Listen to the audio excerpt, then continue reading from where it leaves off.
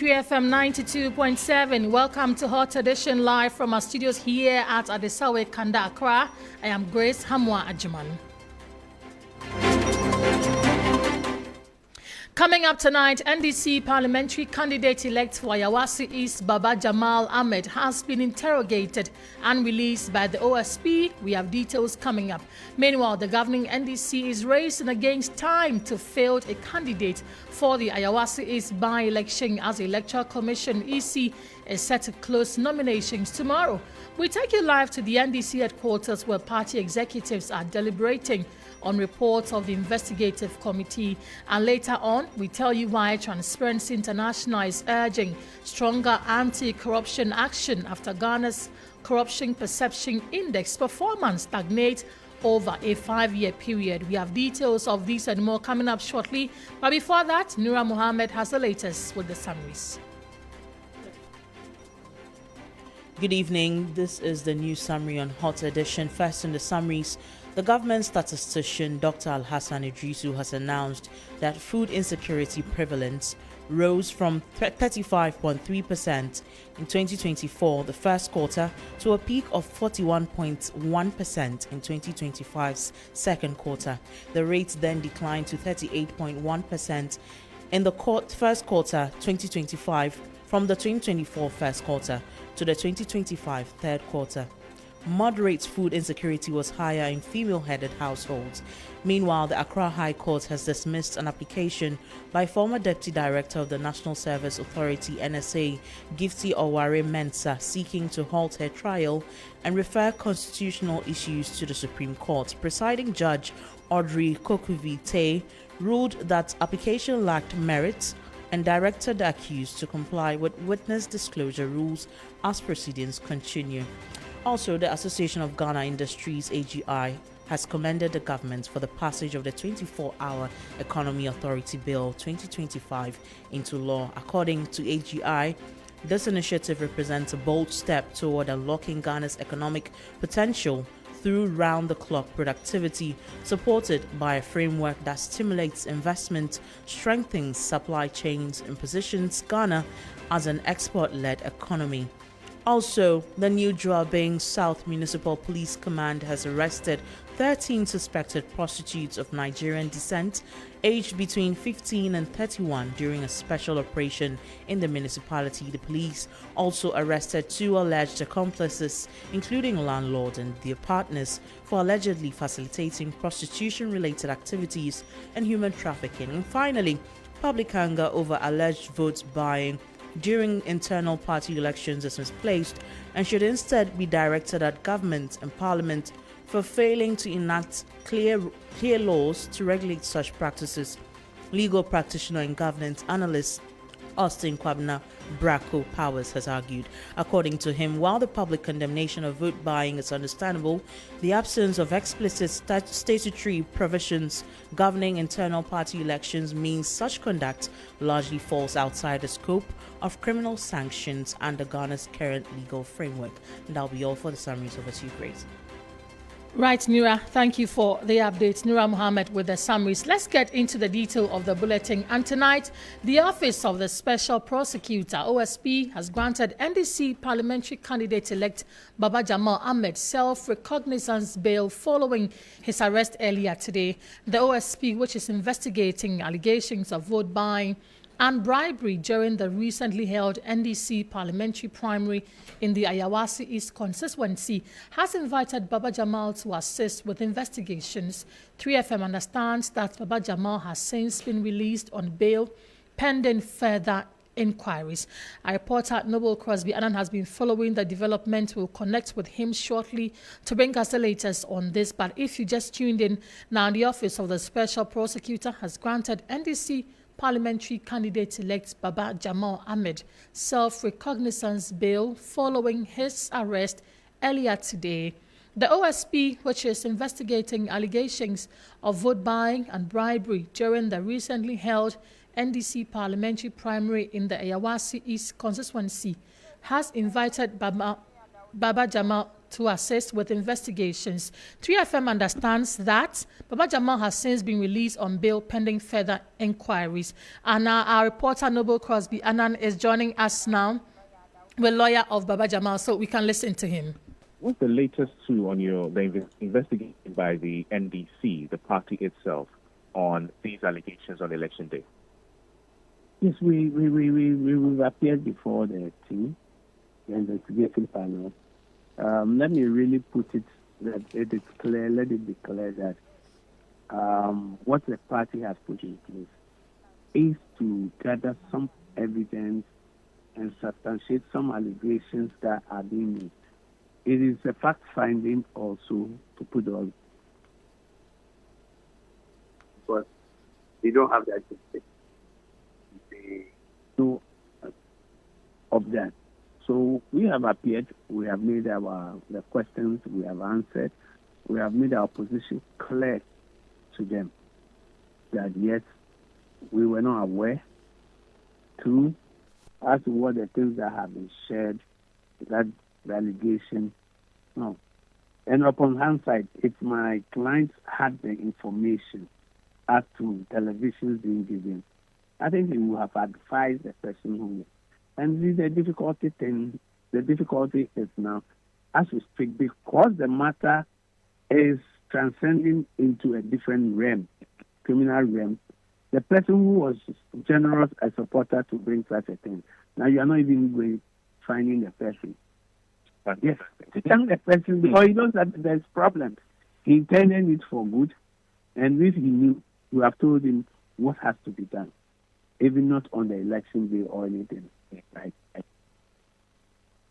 And put it in a different way to how you felt. So it's I'm sure that at the end of the day, we will see what we do. But for us, we are clear in our mind that we stated our position to the party investigative committee, and at the end of the day, we will be held and say that, look, we are the rightful elected, or fully elected NDC parliamentary candidate for the Ayawaso East. Council, thank you. Thank you so much. So that's Council is representing Victor Kujoga Adawudu. He's representing the Honorable Baba Jamal, the Member of Parliament on the ticket of the NDC elect in the Ayawaso East constituency, speaking with us. And what he's telling us is that as we speak, Baba Jamal has been granted bail, a self-cognizance bail.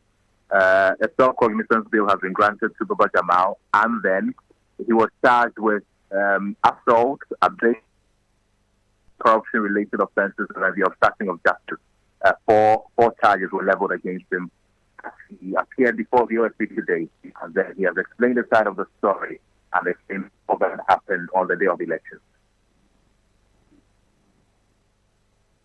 Right, so my colleague there, Noble Crosby Annan, updating us or bringing us that live interview with lawyer of Baba Jamal. Crosby, if you're still on the line, we join in midway into that interview. Talk to us how proceedings were according to the lawyer when they met the special prosecutor.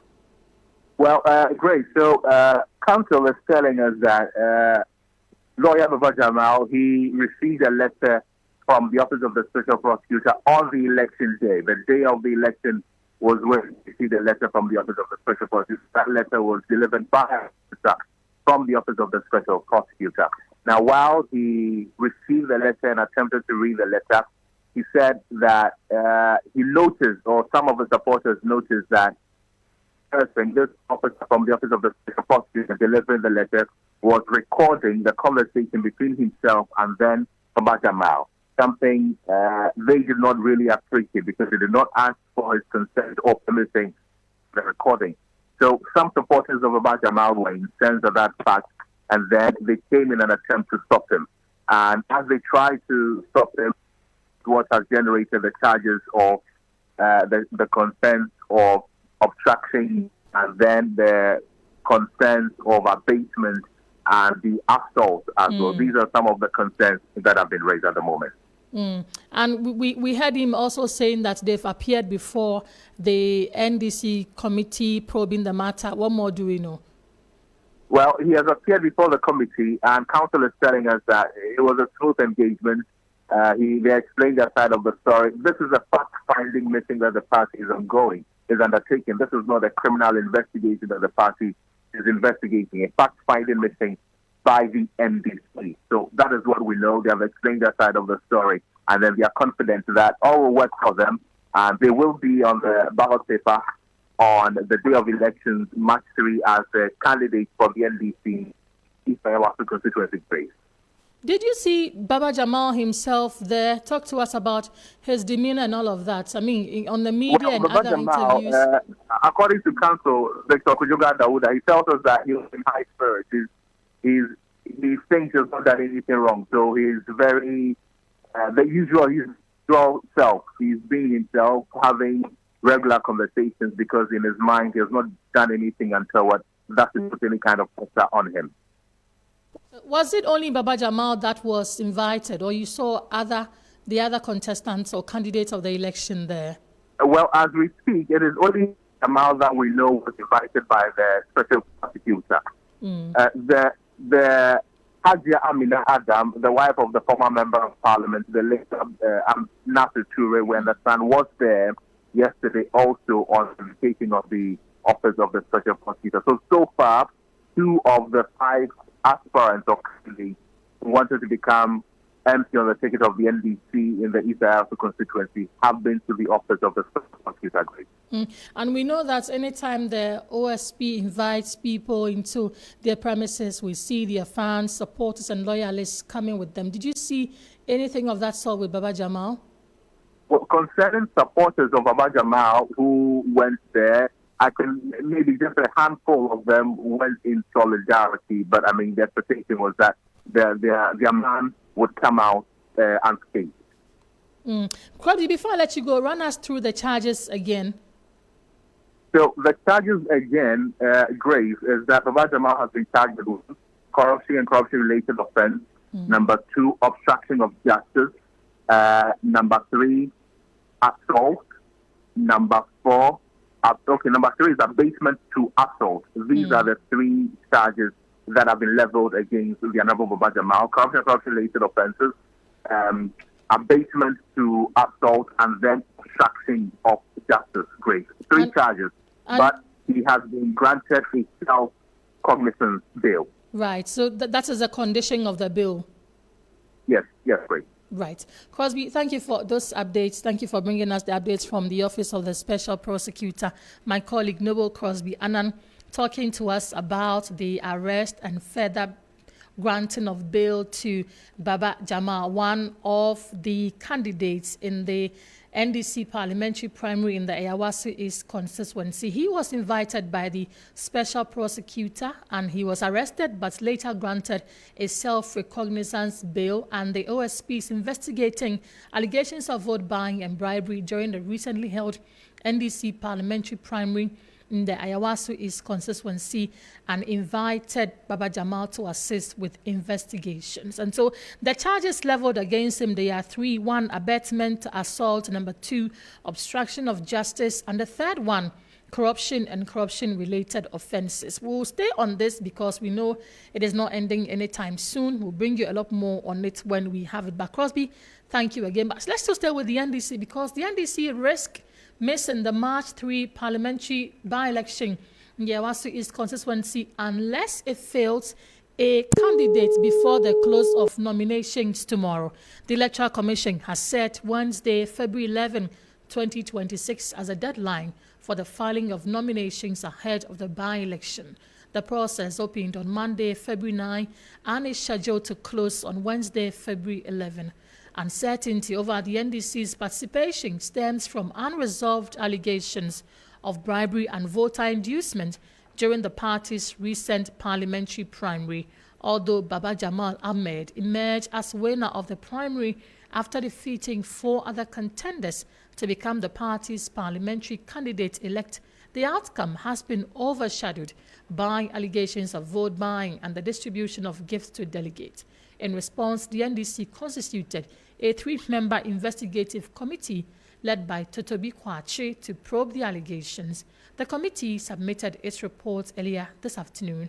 The party's National Executive Committee, NEC, is currently meeting to consider the findings and determine the next steps, even as the EC's nomination deadline draws closer. Our reporter Stanley Nibleu is monitoring the NDC's Functional Executive Committee meeting at the party's headquarters. Stanley, thank you for joining us. What more can you report so far? Yeah, so Grace, I can report that about half an hour ago, the committee, the 3-member committee that was set up or constituted to fact-find the happenings at the Ayawaso NDC parliamentary primaries, met the Functional Executive Committee and officially presented the report to the committee. Immediately they finished, they exited the premises and they left. But I was able, or the media present was able to engage one of the committee members, that is Honorable Inusa Fuseni, and he actually made mention that they have actually fulfilled all what they've been asked to do, and so they've handed over the report to the committee, and so they were expectant that the committee, which is the Functional Executive Committee, would actually act on the committee on the report that has been presented to them. And so as I speak, currently the Functional Executive Committee are locked up in a meeting, going through the report, and very soon we are all expectant that they will come out with their recommendations, and if sanctions could be applicable, they will do that. And Stanley, this is an issue that has courted a lot of public attention. Did you see any of the supporters of any of these candidates at the NDC headquarters, or even the demeanor or the euphoria at the NDC headquarters? Yeah, so there are some few party supporters here, some few party supporters, but I can't not really say on authority that they are supporters of any of the aspirants, because they are here, and whenever a delegate or a member, a high-profile member of the NDC is walking or entering the premises, they go to the person and then they have a fraternal discussion with the person, and then the person will just either enter or exit the premises. Right. That is what has been happening here. Apart from that, I have not even cited anybody wearing any party t-shirt or any branded t-shirt of any of the 5 aspirants. Right, Sunny, let's listen to that interview you had with a member of the committee, Inusa Fuseni. What interview? We just want to find out if you've actually been able to submit the report to the party. 30 minutes ago when I asked you, said you hadn't submitted the report at the time. So we have just submitted the report to the party. Are you able to share with us what is contained? No, we can't, because it's a committee of FEC, and so we've submitted the report. But at least there was a suggestion from the majority caucus that you should annul the elections. Are you going to do that? That's the majority caucus. We are a committee of FEC, and so any report that we have produced is the property of FEC. Right, let's bring in Dr. Jonathan Asante Ocho, Executive Director of the African Institute for Strategic Studies. Doc, thank you for making time to talk to us. First of all, what do you make of the situation the NDC finds itself in at this point? Well, let me say that the NDC is at a fix. I think they are at a crossroads now, because they will want to uphold a certain integrity with respect to elections. And they have made some public statements or pronouncements. And so it's just that they have boxed themselves to a corner. So obviously some views, some positions, some dispositions, will have to be elicited from the camp. And probably that is what we are waiting for. But other than that, I think they were a bit too quick, as it were, to make certain proclamations on the matter. Because this is a situation where we know very well that it is prevalent in both parties. And not even those who constitute majority and made a statement on that. Everybody is equally guilty. And so I felt that they were a bit too quick. And that is what has made some people to think to create conspiracy theories, around Baba Jamal with the view that, well, it is the woman that they wanted to win and it didn't go that way, and therefore they are raising hell. So for now, I am just waiting to see what is contained in the report. Doc, everybody now is also waiting for the content of that report. But while we do that, do you think the party should allow Baba Jamal to go ahead and file his nomination ahead of tomorrow's deadline and address the bribery allegations later? We know how issues of investigation can drag in this country. In the meantime, it is going to be unhealthy. It will create an unhealthy situation for the party if they went ahead to annul the results. That is one. Two, you have a deadline to submit a candidate, I think either tomorrow or so, before the by-elections take place. Three, this is the person that has been elected. And therefore, you cannot in any way waste the time of the EC. You, the MDC, you don't control the EC. The EC has its timetable, and that is what they have brought. And the fourth thing is that I am of the view that they shouldn't annul the results because it is the EC that conducted the elections, and they declared. The party did not declare Baba Jamal winner of the elections. It was the EC that declared him elected.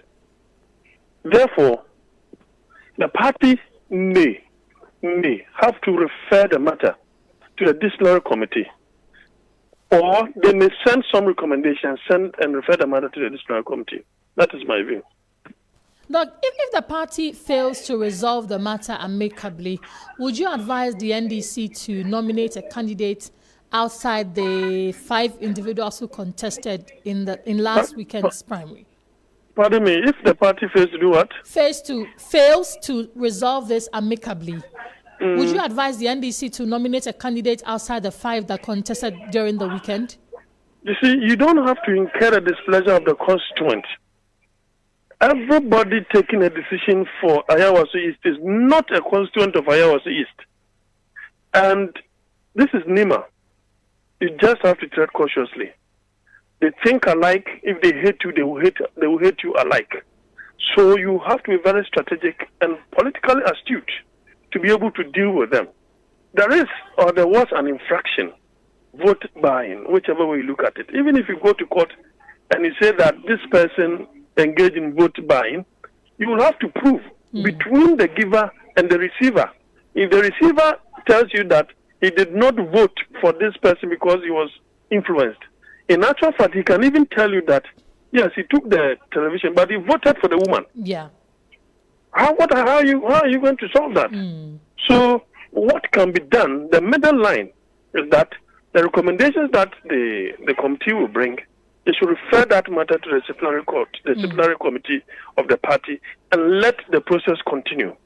After all, there's not a single person that is sinless when it comes to voter influence or vote buying or motivation or transportation, whichever nomenclature that you give it. It's more like a case of he who has no sin should cast the first stone. Right. Doug, the silence of the EC in all of this, how does it come across? Because, I mean, you said that they conducted the election. They have the right in some way to say they are annulling the election. Yet it's been almost a week, and, I mean, there's been nothing from the EC. You see, what happens outside the periphery where the voting takes place is inconsequential to the EC. As far as the process, ensuring that it was freely, fairly, and transparently conducted, that is the business of the EC. As to the things that happen in terms of voter influence and other things, that is not their business. And that's the more reason why they have not annulled the results. Because they have declared it and the process was freely and fairly and transparently conducted. That is the position and that's the function of the EC. As for internal party politics, they don't have a hand or a say in that. Right. Doc, thank you for talking to us. In all of this, what should be the lesson other parties should be also picking? Well, probably they may have to start on a clean slate, institute measures But making Baba Jamal as a scapegoat when all of you are guilty or equally guilty or even more guiltier than himself, then it will be scapegoating. And then it will also be born out of sycophancy. I dare say that for the president to even recall Baba Jamal, that is punitive. That is punitive because he did not resign. He was virtually sacked. And that is going to be part of his public record. So the party should tread cautiously. And finally, the party should tread cautiously because if they are not careful, they will tie their hands behind their backs. Because that which has happened is likely to happen in the forthcoming internal primaries that will be conducted. And in a can we say, so if we are doing this here, we must also apply there. Right, Doc. Thank you for talking to us. Dr. Jonathan Asante Otre is Executive Director of the African Institute for Strategic Studies. He says the NDC should tread cautiously in this case because what is good for the geese should also be good for the gander.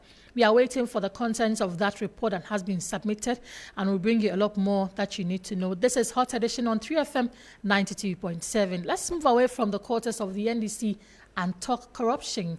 Well, because Transparency International is calling for sustained efforts to deepen the fight against corruption in the country following Ghana's stagnated performance on their corruption index, the dismissal of former Chief Justice Gertrude Tokono, the filing of multiple petitions seeking the removal of heads of independent state institutions, and the discontinuation of corruption cases involving members of the ruling government have all been cited as factors contributing to Ghana's underwhelming performance on the Corruption Perceptions Index. Ghana's latest score of 43 out of 100 on the 2025 Corruption Perception Index released by Transparency International Ghana suggests that Ghana continues to grapple with persistent corruption, weak enforcement of legal and policy frameworks, and fragile state institutions tasked with fighting corruption. Ghana has largely stagnated on the index, maintaining a score of 43 since 2020, before slipping further to 42 in 2024, highlighting a worrying lack of sustained progress. Let's listen to Michael Boydie. He is fundraising manager of Transparency International. Very well. So the corruption perception index is a perception index. Now, what happens is that they normally would take some governance issues. So every year, certain governance issues are weighted, and the score is used.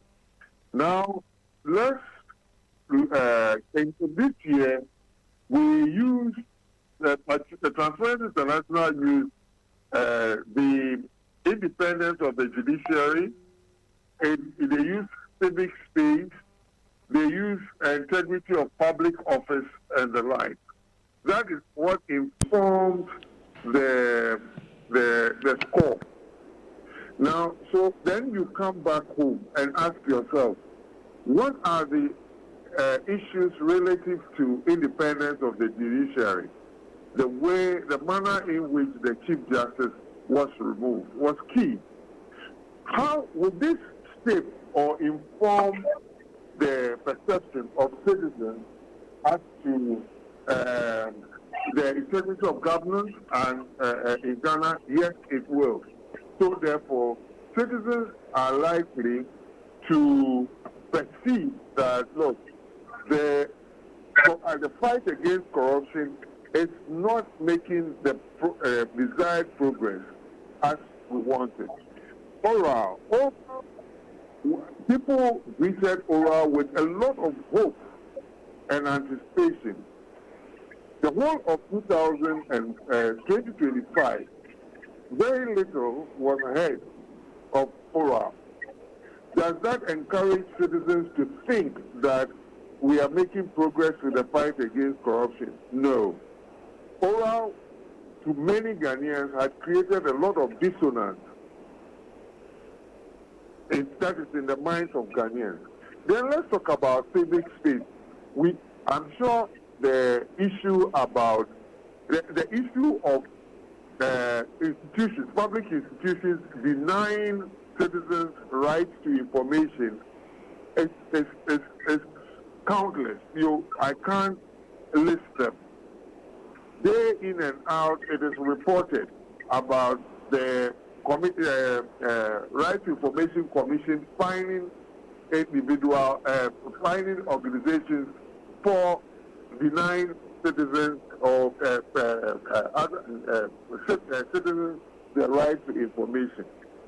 When this persists, people would ask the question. People ask the question: what do these institutions have to hide? That also informs perception of corruption. So a number of happenings within the year of under review informs the perception of corruption in the country. So that was Michael Boydi, his fundraising manager of Transparency International. Let's speak with the chief crusader of the civil society group Crusaders Against Corruption, Emmanuel Wilson.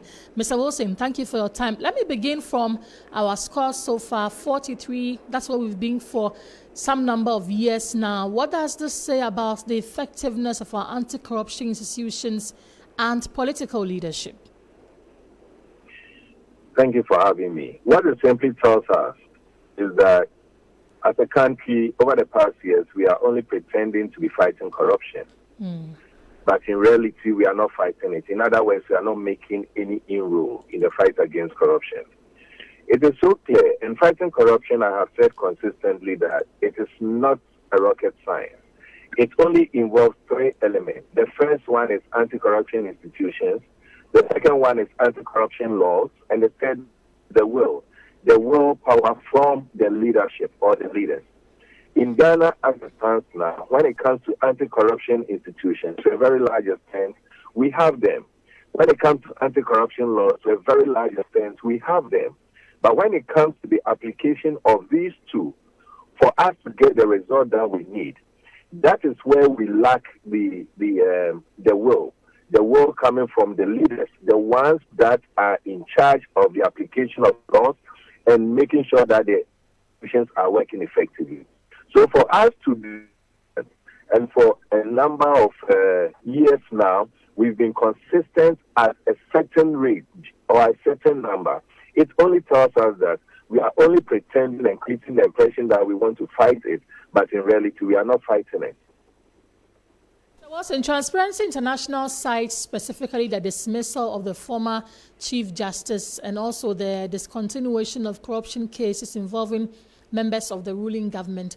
The institutions involved in this, like the Attorney General, gave reasons why these cases were discontinued. If you listen to people in the law fraternity, they will tell you that the whole process that led to the removal of the former Chief Justice was a test of our judiciary and it has its pros and cons. You don't think these were processes that went through the right channels and came to where they are? So there shouldn't be reasons why we should not perform well on the perception index?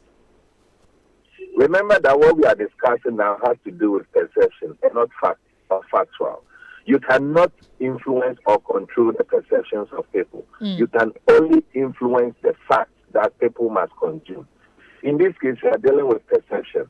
Whether or not the processes involved in taking the Chief Justice was right or was not right, that does not help anyone or cannot influence or decide anyone's perception.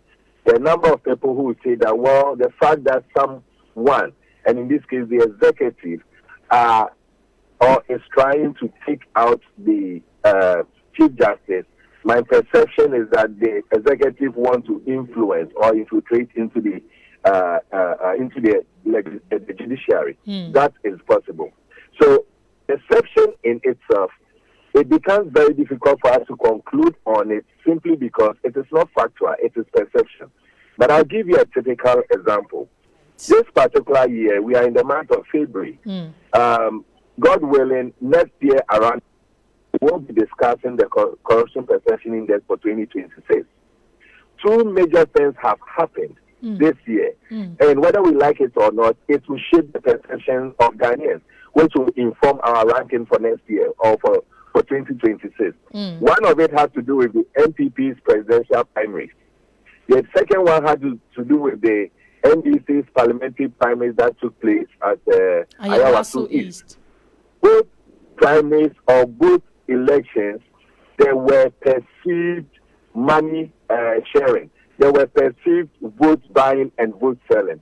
Remember, vote buying and vote selling is a criminal offense. It is corruption, and it's a criminal offense. As we speak, when you go into the Criminal Code of Ghana, 1960, when you look at Section 240, when you look at Section 241, there are clear laws that stipulate or say that anyone who buys votes or anyone who sells votes has committed a corrupt practice which is defined as a crime. Today, these two events have taken place. The institutions that are supposed to make sure that this thing doesn't happen, for instance, the police and then the Special Prosecutor's Office, they are there in this country. In fact, they were present at these two events. Now, the laws that are supposed to apply, Section 240, Section 241, as I have indicated, they are there in our book. Ghanaians are looking at whether or not these institutions I've mentioned, whether or not these laws that we have just will be mentioned applied. that the Office of the Special Prosecutor, in fact, earlier today arrested Baba Jamal at their premises and just gave him a self-recognizance bill. So at least the Office of the Special Prosecutor has started working, though we are yet to hear from the Ghana Police Service. That is very true. But remember that this is not the very first time the Office of the Special Prosecutor has done a similar thing.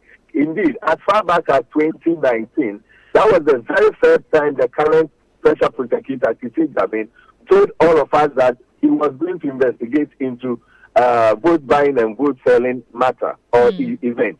2019, he went ahead to arrest some individuals who then were appointed by the then President Akufo-Addo to be MCs and DTs. The thing Ghanaians are interested in is that after the arrest, what happened? And so if today you have arrested Baba Jamal, you've given him Baba, the next move don't see or think about event. The conclusion of this event for it to serve as a deterrent, it deepens the perception of the Ghanaian populace that indeed, even though we have the institutions, lots of the institutions are pretending to be fighting corruption.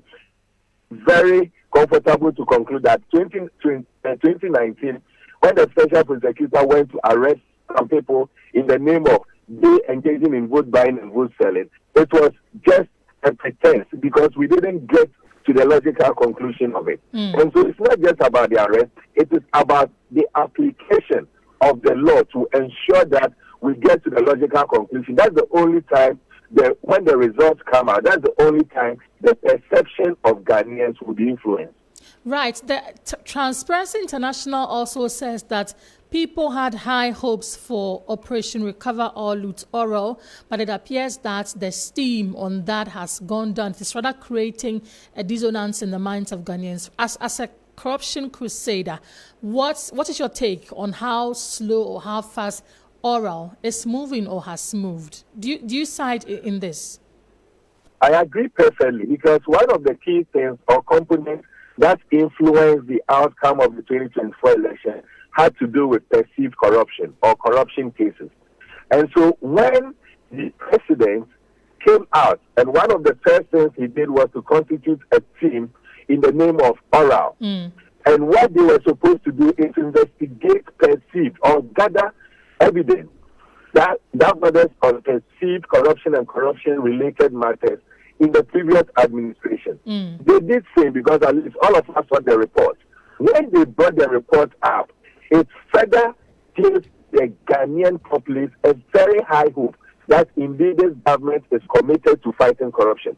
Remember, I told you that it is not the process that really influences the perception, but the outcome. Right. And so even though Ghanaians had that perception that they were in high spirit, as yes, the process has begun.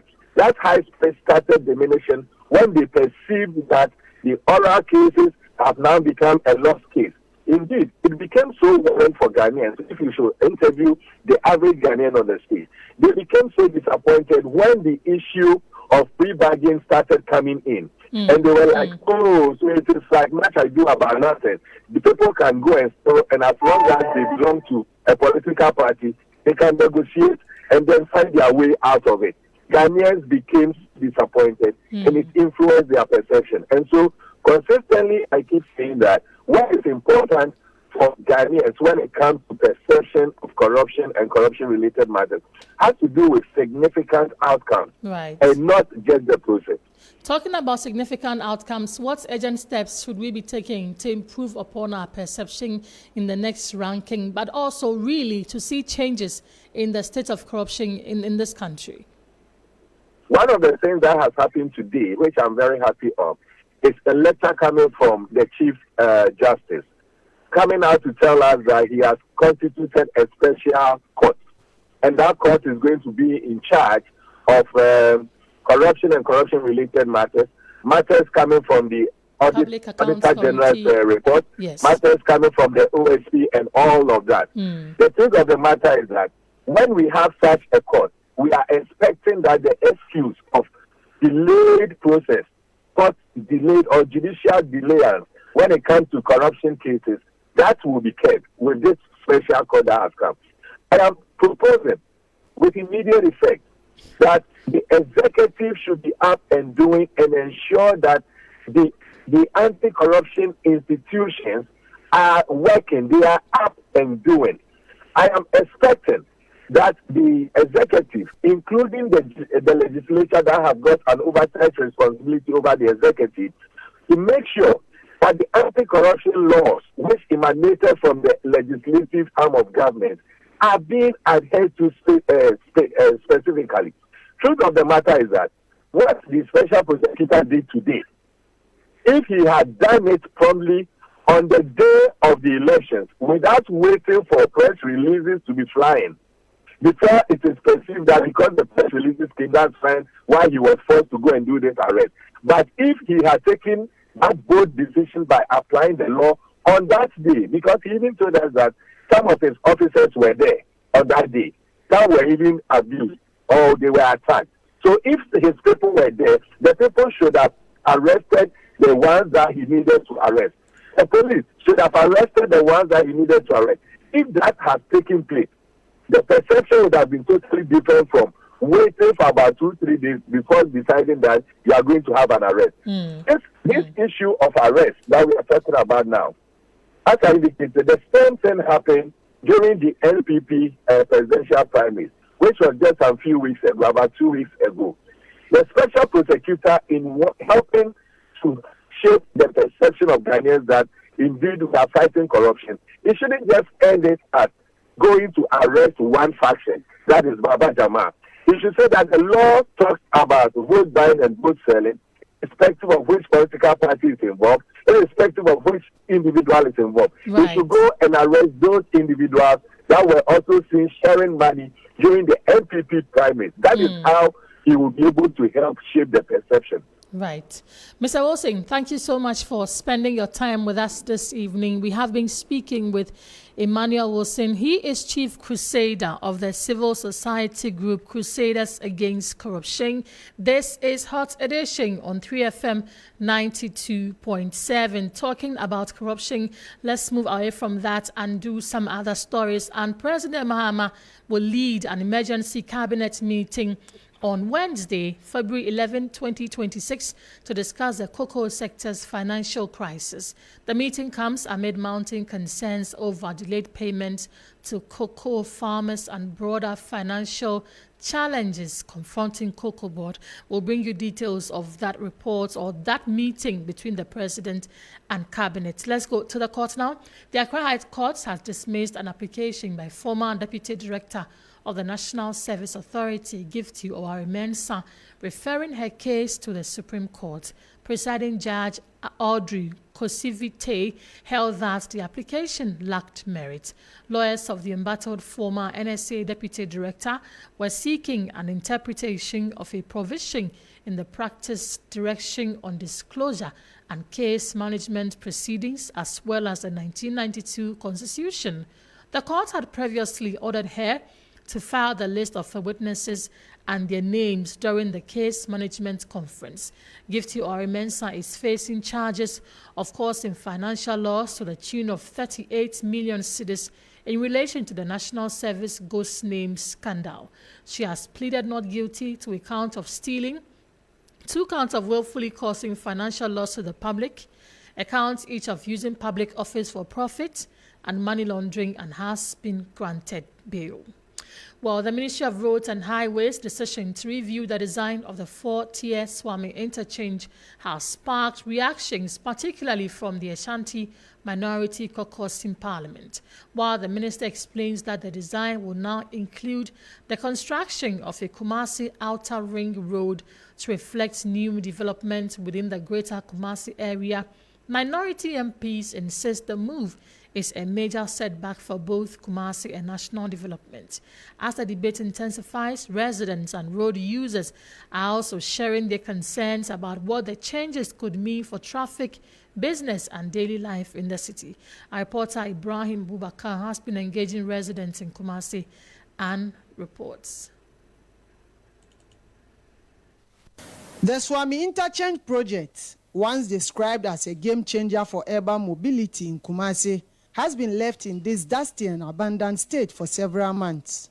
Originally scheduled for completion in 2024, work on the 4-tier interchange stalled due to funding challenges, bringing construction to a standstill. Today, the impact is clearly visible. Traffic congestion on this stretch has worsened. Frustrated commuters and motorists late last year staged series of protests demanding the immediate resumption of work. The dust on this stretch is choking us and affecting our daily lives. However, following the change in government, the Ministry of Roads and Highways indicated that there were no available funds to continue with the original scope of work.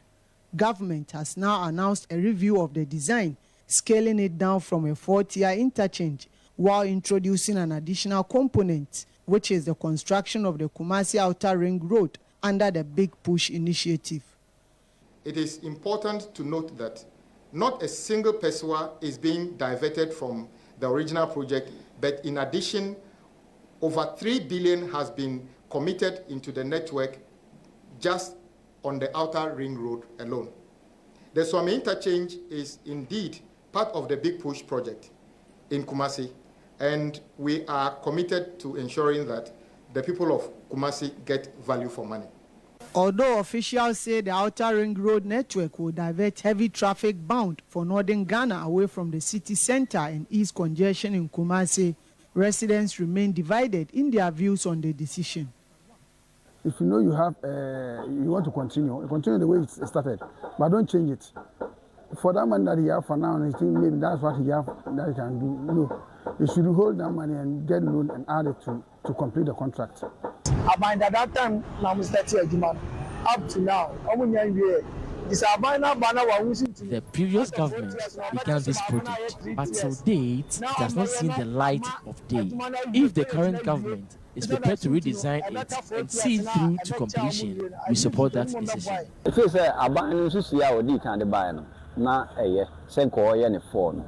The 4-tier design was good, but if the current government says the available funds require a new review of the project, then so be it.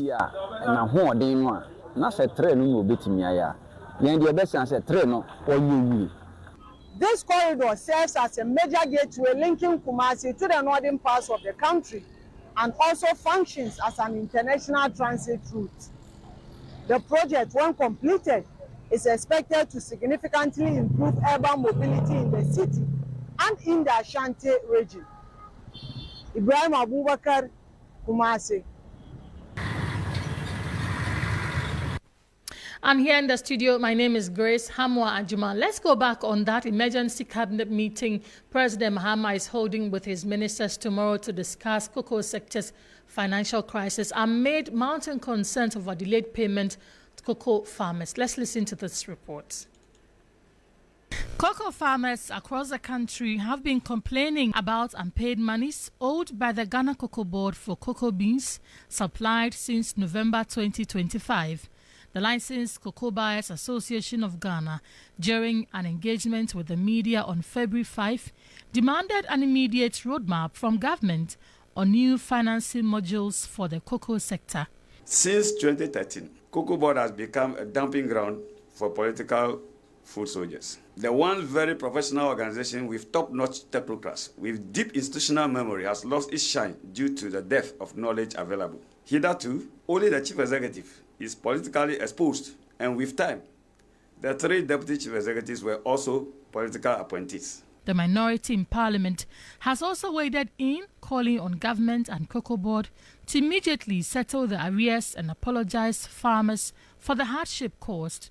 In response, Cocoa Board has announced that it has begun making payments to licensed cocoa buyers LBCs, while the board is also exploring new financing arrangements aimed at long-term stability. The Chief Executive Officer of Cocoa Board, Dr. Randy Abe, over the weekend on Key Point, detailed the challenges bedeviling the state agency, making it difficult to settle cocoa farmers. Now, the LBC is giving the farmer 5,040, and you are using that 5,040 to settle a 2,600 contract signed in 23-24 but not delivered. So you have to then give the FOB, the LBC, that difference. So that is how worse the situation has become. Challenges in the cocoa value chain. Cocoa farmers whose produce are yet to be purchased, as well as those yet to be paid after selling their cocoa beans, will be waiting to see what the outcome of the cabinet meeting will be. Their prayer is that they are paid and their beans bought to ensure that their livelihoods are protected.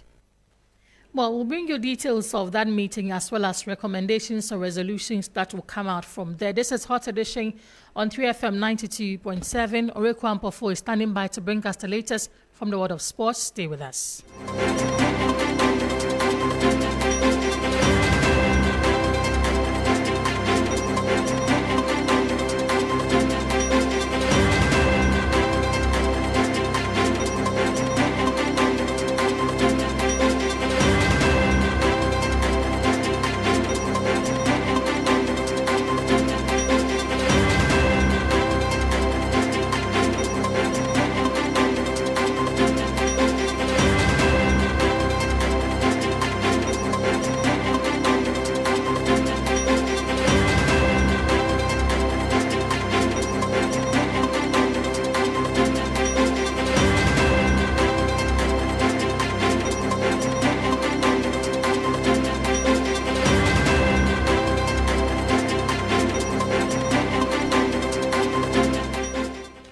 Hello, good evening, and welcome to the sports segment here on Hot Edition on 3FM 92.7 with me, Oreku Ampofo.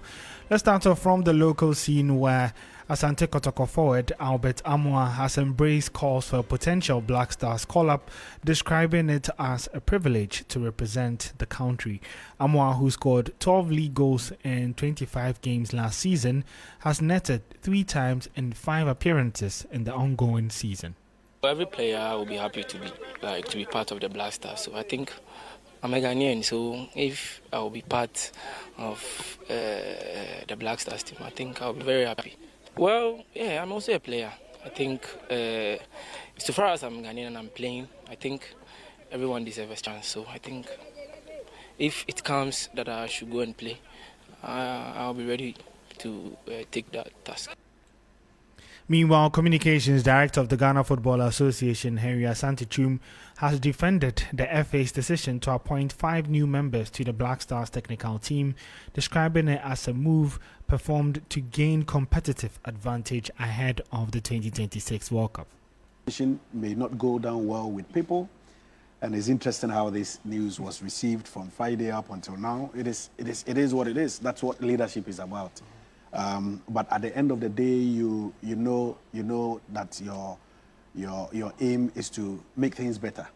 So the common aim of the FA is to make the Black Stars team very competitive and very resourceful, and then also try as much as possible to make it more efficient. We are going to the World Cup, which is the biggest competition in football, so you always want to put your best foot forward. The men who will get the job done will be those who will steer the affairs of the team at the technical side. You need the technical team to be in sound mind and in good mood, and you also need the right people, the people with the right expertise to do this job. And so that was Henry Asante-Tuim, who is the communications director of the Ghana Football Association, speaking on the new additions to Ghana's technical team. Remember that French tactician Alain Rivera has been named as assistant coach alongside Black Queens head coach Kim Lashiekegren. He would also work as an assistant coach, making it 3 assistants. So Desmond, Alain, and then Kim working as the assistants to Otto Addo. And then to enhance maximum scouting and match preparation, the FA also appointed Spanish national coach Jose Daniel Martinez Alfonso, who would also work as a head of video analyst and opposition scouting. The medical team has also been reinforced with the return of Carlos Lozano Romero as the team physiotherapist, and then there's also British-born Ghanaian performance specialist Dwayne Piasa Parkwesi, who has also been appointed as the performance coach. And we heard from Henry there defending the decision. However, let's head to the streets of Accra, where Ghanaians have been divided after the announcement of the new technical additions in the Black Stars. They have added a black coach as assistant coach or something. So to me, you should let the black coach to be the head coach, but rather to be assistant, and later is to consider including the practice. You understand? But the Black Star itself, I'm saying even when they come and add Morido, Judge Claude, it's because and come and help Otuado. Please, what the name of Otuado is there? You mark my words. You come again and come and interview me and say you said it. There won't be any performance. For me, new additions are going to have an impact on the team, no problem. Hope that those people that they are bringing, football now is all about technicalities and game plan. If those people have those techniques that they can help the coach, fine. The matches are almost matches here. Me say a good coach in Yan. As you call a cap the baby things. This is a technical team able to have one man. It's more of me or Yamaka in Yachidia and community and can you program. From Canona on Kayed Man of the answer. And then you buffer for other coach, and I tell you, but I said, but you're about you can't wait him. But you was a player when them go you. Yes, bonds, some of it into 5 business. What has entered there? I'm going to find Brazil coach. I'm going to find Argentina coach. I'm going to find Italy coach. I'm going to find US coach. I'm a coach. Blastano. I'm going to mean nurture. I'm going to try. Do you know when you papa from a corner? I'm going for 20 m. I quite saw my open man and now quiet and now said, no for young quiet. So, Nimun quiet or Nimun quiet. Or Bapa man nam said, no for young quiet. So, Nimuya or Nimun quiet or Nimuya. And the coach, you know, so I had the upper man in 24 or Bayard. So I had the upper Felipe bed 20 Becano, and Koya, and the other sample for no or Mabano or Mobobian on your to say, yeah, fine. Some interesting comments coming in there after the amendment of the technical team for the Black Stars, and that brings us to the end of the sports segment here on Hot Edition, and also to the end of Hot Edition here on TFM 92.7. My name is Oreku Ampofu, and we'll be back again same time tomorrow to bring you the latest news.